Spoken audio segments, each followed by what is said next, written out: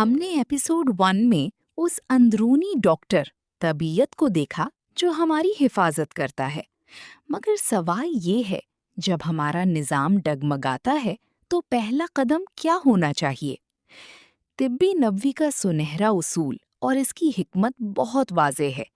جیسا کہ فرمایا گیا ہے، اللہ نے کوئی ایسی بیماری نہیں اتاری جس کی شفا نہ اتاری ہو، مگر شفا تک پہنچنے کا ایک راستہ ہے، ایک لاجک ہے۔ پہلا اور سب سے عظیم درجہ غذا کا ہے۔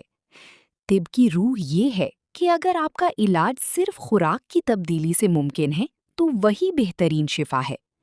ہماری ڈائٹ صرف پیٹ بھرنے کے لیے نہیں بلکہ طبیعت کو طاقت دینے کے لیے ہے۔ لیکن سب سے بڑی پریشانی یہ ہے کہ ہم اکثر کسی بھی بیماری کو نظر انداز کرتے ہیں جب تک کہ وہ بہت زیادہ نہ ہو جائے۔ اسی ایک مثال سے سمجھتے ہیں، پی سی او ایس۔ آج کے دور میں پی سی او ایس کوئی اچانک ہونے والی بیماری نہیں بلکہ خراب لائف سٹائل، تناؤ، سٹریس اور اوور تھنکنگ کا نتیجہ ہے۔ یہ ہماری طبیعت کا ایک سگنل ہے کہ نظام بگڑ رہا ہے۔ آپ کو شاید حیرت ہو، لیکن پی سی او ایس اکثر صرف 5 سے 6% وزن کم کرنے سے ہی صحیح ہونا شروع ہو جاتا ہے۔ اگر صرف 2 سے 3 مہینے وہی 6 ایسنشلز جن کا ذکر ہم نے ایپیسوڈ 1 میں کیا تھا ان پر عمل کیا جائے اور صحیح ڈائٹ رکھی جائے تو پی سی او ایس مکمل طور پر ریورسیبل ہے، یعنی آپ کی طبیعت خود کو واپس اصلی حالت میں لے آتی ہے بغیر کسی بھاری دوا کے۔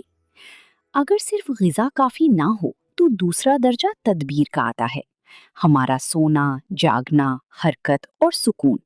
کبھی کبھی دوا کی نہیں، صرف اپنی نظامی زندگی کو ترتیب دینے کی ضرورت ہوتی ہے۔ اور پھر آتا ہے آخری درجہ، دوا۔ طب میں دوا کو آخری چارہ کار، لاسٹ ریزورٹ کے طور پر رکھا گیا ہے۔ جب تک نظام غذا سے علاج ممکن ہو، دوا سے اجتناب کرنا ہی عقل مندی ہے۔ دوا کا کام طبیعت کو دبانا نہیں بلکہ اسے راستہ دکھانا ہے۔ یہ آخری ہتھیار ہے، پہلا نہیں، کیونکہ ہر دوا کا اپنا ایک اثر ہوتا ہے اور فطرت چاہتی ہے کہ بدن اپنی قوت سے خود کو سنوارے۔ دوا آخری راستہ ہے مگر حفاظت پہلا قدم۔ اگلے ایپیسوڈ میں ہم پہلی ستون، دی فرسٹ پلر کی گہرائی میں اتریں گے، وقایا، صحت کی حفاظت اور توازن کو برقرار رکھنا۔ یاد رکھیے، سننا ہی شفا ہے، سننا ہی زندگی ہے۔ اس مقدس سفر میں ہماری ساتھ رہیے، سبسکرائب ضرور کریں۔